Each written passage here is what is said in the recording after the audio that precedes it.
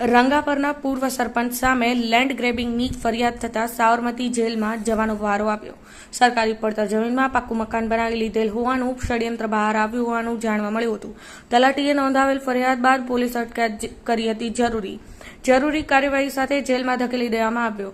પ્રાપ્ત માહિતી અનુસાર ધાંગધ્રા તાલુકાના રંગપુર ગામે ગ્રામ પંચાયતના પૂર્વ સરપંચ કિશોરભાઈ સોલંકી વર્ષ 2007 થી 2021 દરમિયાન સમયગાળામાં પોતે સરપંચ તરીકે સત્તા પર હોવાથી તે દરમિયાન સત્તાનો દુરુપયોગ કરી સરકારી જમીનની વીપી નંબર 216 ને બે ભાગમાં વિભાજિત કરી વીપી નંબર 216(1) પૈકીમાં પોતાનું નામ તથા 219(2) પૈકીમાં પોતાની દાદીનું નામ આકારણી રજીસ્ટરમાં 627 ચોરસ મીટર જમીન ચડાવી સરકારી પડતર જમીન તેઓએ ઝડપ કરી 140 વારના પ્લોટમાં મકાન બનાવી લીધેલ હતું।